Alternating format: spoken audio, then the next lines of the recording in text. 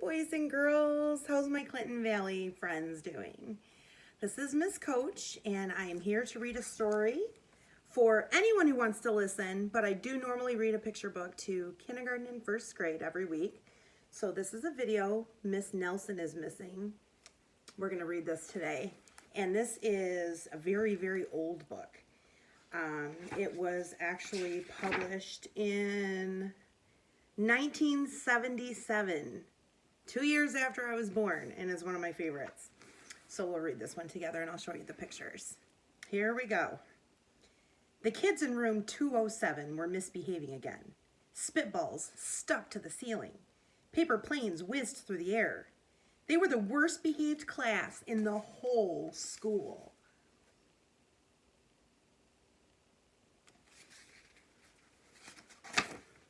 "Now settle down," said Miss Nelson in a sweet voice. But the class would not settle down. They whispered and giggled. They squirmed and made faces.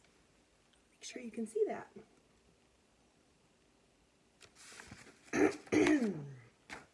They were even rude during story hour, and they always refused to do their lessons. "Something will have to be done," said Miss Nelson.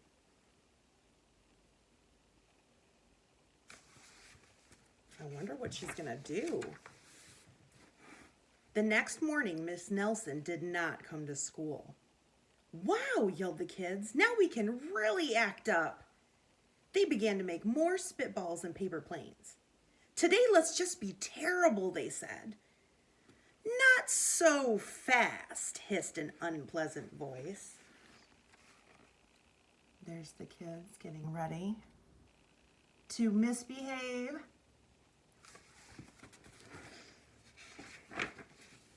A woman in an ugly black dress stood before them. "I'm your new teacher, Miss Viola Swamp," and she wrecked the desk with her ruler. "Where's Miss Nelson?" asked the kids. "Never mind that," snapped Miss Swamp. "Open those arithmetic books." Miss Nelson's kids did as they were told. And there's Viola Swamp, the guest teacher.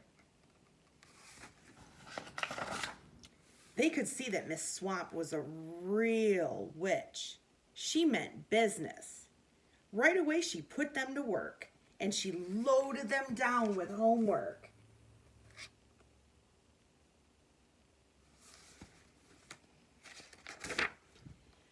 "We'll have no story hour today," said Miss Swamp. "Keep your mouths shut," said Miss Swamp. "Sit perfectly still," said Miss Swamp. "And if you misbehave, you'll be sorry," said Miss Swamp. The kids in room 207 had never worked so hard. Days went by and there was no sign of Miss Nelson. The kids missed Miss Nelson.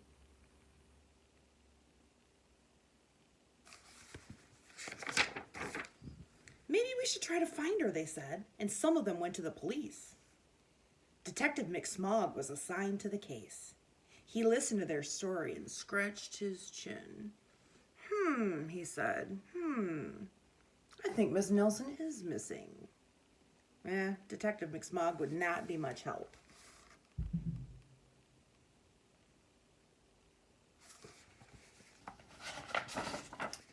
Other kids went to Miss Nelson's house. The shades were tightly drawn and no one answered the door. In fact, the only person they did see was the wicked Miss Viola Swamp coming up the street. "If she sees us, she'll give us more homework." They got away just in time. I want to make sure you can see it. That's why I keep peeking around. "Maybe something terrible happened to Miss Nelson. Maybe she was gobbled up by a shark," said one of the kids. But that didn't seem likely. Sharks. The sign under the shark says, "Very unpleasant."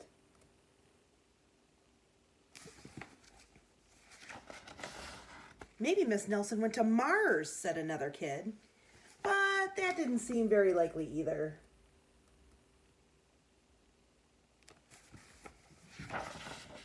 "I know," exclaimed one know-it-all. "Maybe Miss Nelson's car was carried off by a swarm of angry butterflies." Well, that was the least likely of all.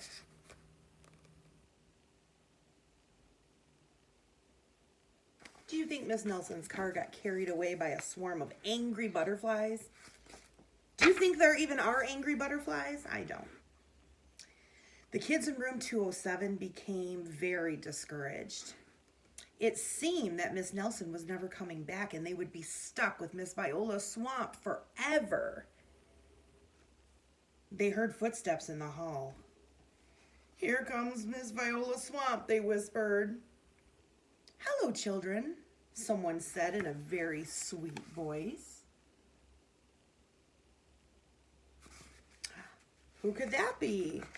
Take your guesses.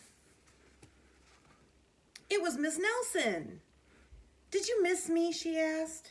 "We certainly did," cried all the kids. "Where were you?" "That's my little secret," said Miss Nelson. "How about a story hour?" "Oh, yes," cried the kids. Miss Nelson noticed that during story hour, no one was rude or silly. "What brought about this lovely change?" she asked. "That's our little secret," said the kids.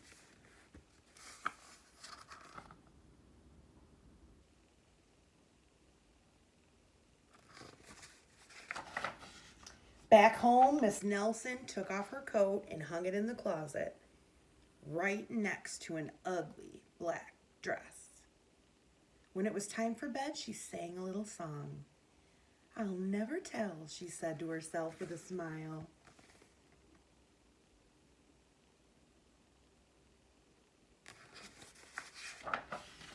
P.S. Detective McSmog is working on a new case. He is now looking for Miss Viola Swamp. And that's Miss Nelson is Missing by James Marshall. So, I hope you guys are thinking about what this story means and what possibly might have happened. I have a couple questions for you to think about. I want you to think about the behavior of the students for Miss Nelson and Miss Swamp and the differences. And why do you think they behaved different for different teachers? Why do you think they were so happy to see Miss Nelson return after having a guest teacher? And one more thing. Do you think it's possible that Miss Nelson and Miss Viola Swamp were the same person or different people? Think about that, and I'll read another book next week for you guys, but I hope you have a really great week. Miss Coach misses you a lot. Bye.